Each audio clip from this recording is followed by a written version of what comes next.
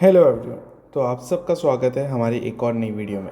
तो आज हम करने वाले हैं क्लास नाइन्थ का 1.4 एक्सरसाइज। कौन सा एक्सरसाइज? 1.4। ठीक है। मैं 1.4 क्यों कह रहा हूँ और 1.5 क्यों नहीं कह रहा हूँ? देखो देखो, जो हमारा ये है ना, वो नई बुक के हिसाब से तो क्या है 1.4 है, बट पुरानी बुक के हिसाब से क्या है 1.5 है। क्या है? 1.5 है। सो आज हम स्टार्ट करने वाले हैं 1.4 या आप कह लो 1.5 एक्सरसाइज। ठीक है।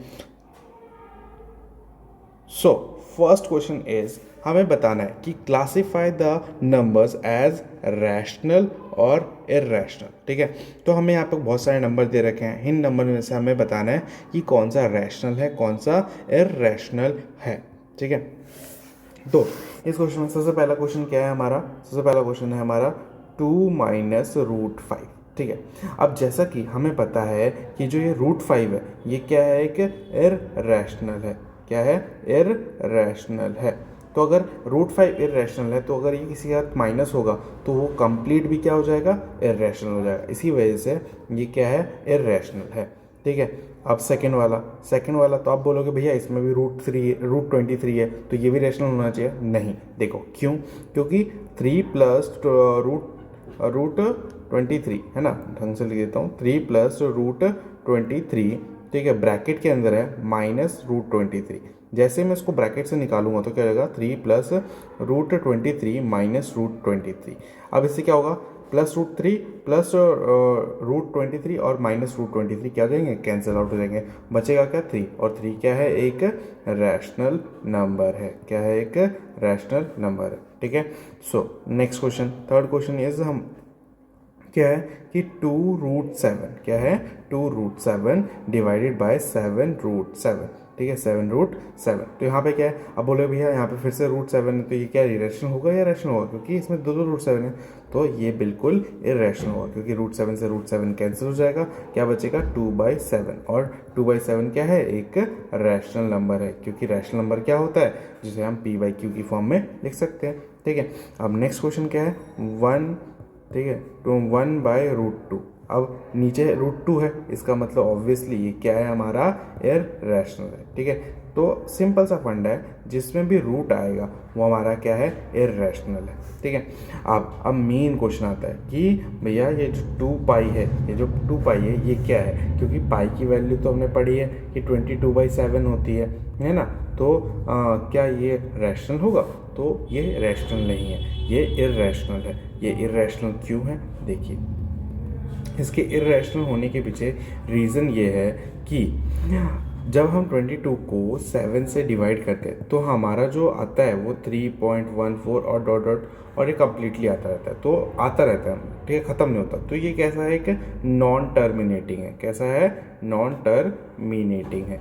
तो आप ऐसा बोल सकते हो भैया नॉन टर्मिनेटिंग भी तो रैशनल होते हैं, बट ये नॉन टर्मिनेटिंग होने के साथ साथ ये क्या है? नॉन रेकरिंग भी है। क्या है? Non recurring. रेकरिंग का मतलब क्या होता है? जो कभी भी रिपीट नहीं करता। ठीक है।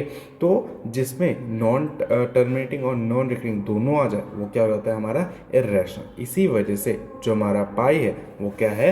इर्रेशनल है। सो आई होप आपको फर्स्ट क्वेश्चन समझ में आया होगा। ठीक है। बढ़ते हैं हमारे नेक्स्ट क्वेश्चन की तरफ।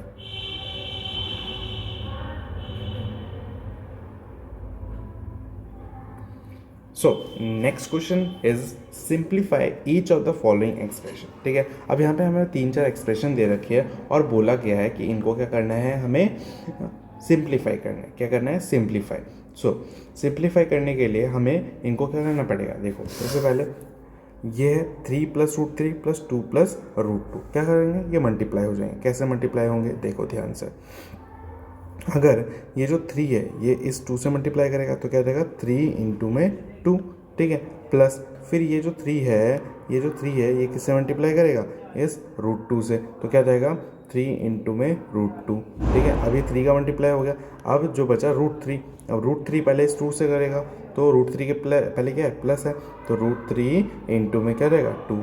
अब इससे मल्टीप्लाई हो गया। अब ये किससे मल्टीप्लाई है? इससे करेगा, तो प्लस √3 इंटू √2। ठीक है। तो कितना आ जाएगा? ये सॉल्व करेंगे तो 6 + 3 √2 प्लस 2 √3 प्लस √3 इंटू √2 कितना रहेगा, रूट का 6 हो जाएगा। ठीक है, अब हमें जैसा कि पता है अगर सेम रूट ना हो तो हम उनको ऐड या सब्ट्रैक्ट नहीं कर सकते, तो इस केस में हम इसके आगे कुछ भी नहीं कर सकते और ये हमारा क्या बन जाएगा, आंसर बन जाएगा।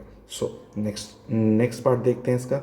नेक्स्ट पार्ट क्या है कि बोल रहा है 3 प्लस √3 और 3 माइनस √3, तो इसको देख के आपको कुछ पता नहीं चल रहा कि ये कैसा फॉर्मूला बन रहा है। ये a प्लस बी बन रहा है और ये a माइनस बी बन रहा है। तो अगर a प्लस बी इंटू में a माइनस बी होता है तो क्या फॉर्मूला होता है, a स्क्वायर माइनस में b स्क्वायर। क्या हो जाता है, a स्क्वायर माइनस में b स्क्वायर। ठीक है, तो अगर a square minus B square होता है तो इसके हिसाब से क्या हो जाएगा, 3 का स्क्वायर माइनस में √3 का होल स्क्वायर। तो 3 का स्क्वायर कितना होता है, 9, और √3 का स्क्वायर क्या होता है, 3, तो कितना रहेगा ये 6। तो यहाँ पे आंसर क्या रहेगा, 6। ओके, सो अब नेक्स्ट पार्ट की तरफ चलते हैं। नेक्स्ट पार्ट क्या है हमारा, नेक्स्ट पार्ट है 5 √2 प्लस 2। तो ये देखो ये क्या है, a प्लस बी। ठीक है, तो a प्लस बी का होल स्क्वायर दे रहेगा, तो क्या रहेगा, a square plus B square plus 2ab। क्या रहेगा, 2ab। सो 2ab हो जाएगा। तो देखो यहाँ पे √5 प्लस √2 का क्या दे रखा है, होल स्क्वायर दे रखा है ना। तो क्या हो जाएगा, √5 का होल स्क्वायर, ठीक है, प्लस में √2 का होल स्क्वायर, ठीक है, प्लस में 2 इंटू में √5 इंटू में √2। तो क्या रहेगा, 5 का स्क्वायर 5 प्लस 2, क्योंकि टू से रूट कैंसिल, यहाँ पे भी 2 से रूट कैंसिल, प्लस अब यहाँ पे क्या हो जाएगा, 2 इंटू रूट का 10। अब क्या हो जाएगा, ये 7 प्लस 2 √10। अब देखो इसमें जो 2 इसमें क्या है, 2 √10 है। ठीक है, तो ये 7 का प्लस हो सकता है, नहीं हो सकता। ठीक है, तो इसीलिए इसको हम प्लस नहीं करेंगे। ठीक है, और यही हमारा क्या बन जाएगा, आंसर बन जाएगा। सो नेक्स्ट पार्ट देखते हैं। नेक्स्ट पार्ट क्या है हमारा, नेक्स्ट पार्ट भी सिमिलर है जैसा हमने किया था। ये देखो ये क्या है, a माइनस बी, ठीक है, इंटू में a प्लस बी। तो क्या फॉर्मूला बन जाएगा, a स्क्वायर माइनस में b स्क्वायर। तो अगर तो फॉर्मूला क्या था, √5 का होल स्क्वायर माइनस में √2 का होल स्क्वायर। तो अरे ये कहाँ चला गया, ओके, तो ये रहा। ठीक है, तो ये हो जाएगा, है ना। तो √5 का होल स्क्वायर, 2 से रूट कैंसिल, 2 से रूट कैंसिल, तो कितना बचा, 5 माइनस 2 कितना आ गया, 3। तो 3 इज आवर आंसर। ठीक है, तो ये होता हमारा सेकंड क्वेश्चन। ठीक है, अगर आपको इसमें किसी भी पार्ट में दिक्कत आई हो तो आप मुझसे कमेंट करके पूछ सकते हैं। अब बढ़ते हैं हमारे नेक्स्ट क्वेश्चन की तरफ।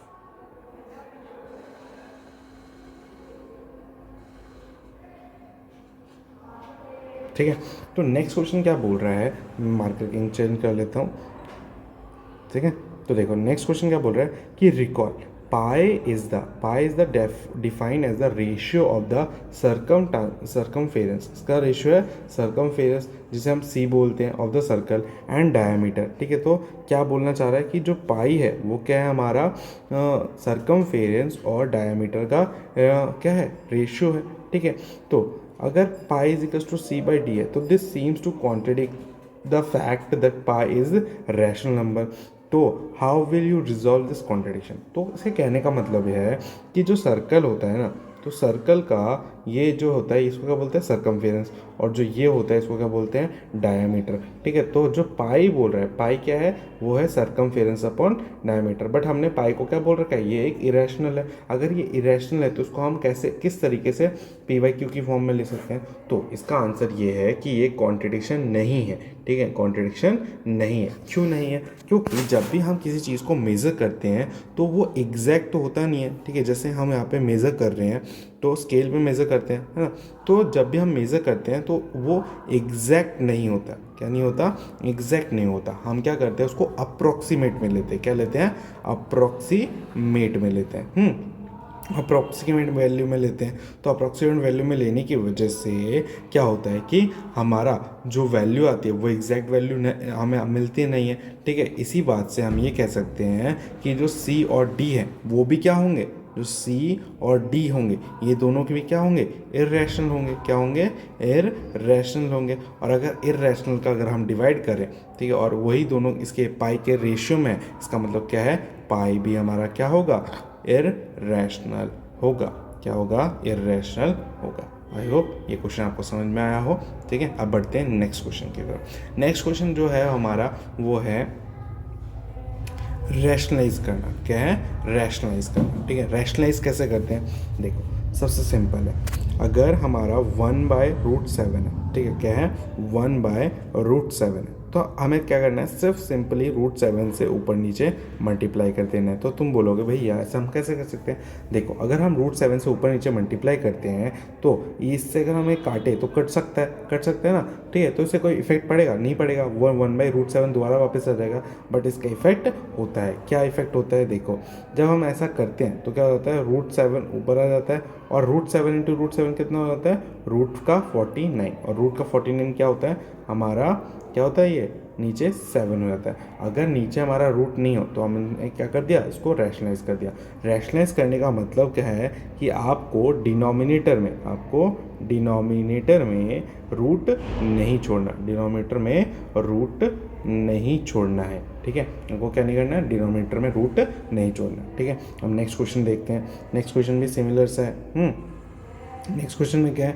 देखो नेक्स्ट क्वेश्चन में बोल रखा है कि 1/√7 माइनस √6। ठीक है, इसको हमें रैशनलाइज करना है। तो उसको रैशनलाइज करने का तरीका क्या है? सेम तरीका। अब आपको क्या करना है? इसको सेम ले लेना है बट साइन चेंज। ठीक है, क्या रहेगा? ये प्लस में हो जाएगा। क्या रहेगा? ये प्लस में। और सेम चीज़ से हमें ऊपर नीचे मल्टीप्लाई कर देना है। ठीक है, तो अगर हम मैं 1 को इससे मल्टीप्लाई करूँगा तो सेम एज इट इज़ वही चीज़ आ जाएगी, √7 प्लस √6। बट नीचे क्या हो जाएगा? ये a माइनस बी और ये क्या बन जाएगा? a plus B. तो क्या हो जाएगा? a का स्क्वायर माइनस में b का स्क्वायर। ठीक है, तो स्क्वायर से रूट कैंसिल, तो हमारा क्या बचेगा? √7 प्लस √6 अपॉन में 7 माइनस 6। और 7 माइनस 6 क्या होता है? 1 होता है। तो 1 को हम लिखें या ना लिखें वही की बात बराबर। तो ये हमारा क्या हो गया? आंसर हो गया। ठीक है, हम नेक्स्ट पार्ट पे बढ़ते हैं। नेक्स्ट पार्ट क्या है हमारा? नेक्स्ट पार्ट भी सिंपल है, उसमें हमें 1/√2। ठीक है, 1/5 प्लस √2 को क्या करना है? रैशनलाइज करना है। तो क्या करना है? इसको सेम √5 माइनस √2 से क्या कर देंगे? ऊपर नीचे मल्टीप्लाई कर देंगे, है ना। लो मल्टीप्लाई कर दिया। मल्टीप्लाई करने के बाद अब क्या करेंगे? जो ऊपर वाला है वो एज इट इज़ लिख देंगे और नीचे वाला क्या बन जाएगा? a प्लस बी और a माइनस बी। तो क्या हो जाएगा यहाँ पे? a का स्क्वायर माइनस में b का स्क्वायर। तो क्या हो जाएगा? √5 माइनस में √2 अपॉन में 5 माइनस 3, क्योंकि स्क्वायर से रूट कैंसिल हो जाता है। ठीक है, तो क्या हो जाएगा? √5 माइनस √2 अपॉन में 2। तो ये हमारा क्या हो गया? आंसर हो गया। ठीक है, नेक्स्ट क्वेश्चन क्या है हमारा? वो है हमारा 1/√7 माइनस का 2। √7 माइनस का 2। अब क्या करना है? सेम चीज़ √7 प्लस 2 से ऊपर नीचे क्या कर देना है? मल्टीप्लाई कर देना है। ठीक है, तो हमारा क्या हो जाएगा? ये √7 प्लस में 2 अपॉन में ये नीचे क्या बन जाएगा? a माइनस बी और a प्लस बी, है ना। a माइनस बी और a प्लस बी। तो √7 का होल स्क्वायर माइनस में √2 का होल स्क्वायर। तो कितना हो जाएगा? √7 प्लस 2 अपॉन में 7 माइनस 2। 7 माइनस 2 होगा या 4 होगा। तो हमारा आंसर कितना आएगा? √7 प्लस 2 अपॉन में 3। और ये क्या बन जाएगा हमारा आंसर। तो इसी के साथ हमारी आज की जो एक्सरसाइज है वो होती है ख़त्म। ठीक है, अगर आपको ये वीडियो अच्छी लगी हो तो आपको पता है क्या करना है? आपको सब्सक्राइब करना है और अपने दोस्तों के साथ इस वीडियो को शेयर करना है और इसको लाइक भी करना है। ठीक है, तब तक मैं नेक्स्ट वीडियो में मिलता हूँ आपको नेक्स्ट एक्सरसाइज के साथ। अगर आपको ये अच्छा लगा हो तो प्लीज़ लाइक शेयर सब्सक्राइब करके ज़रूर जाना। Thank you, tata, bye bye.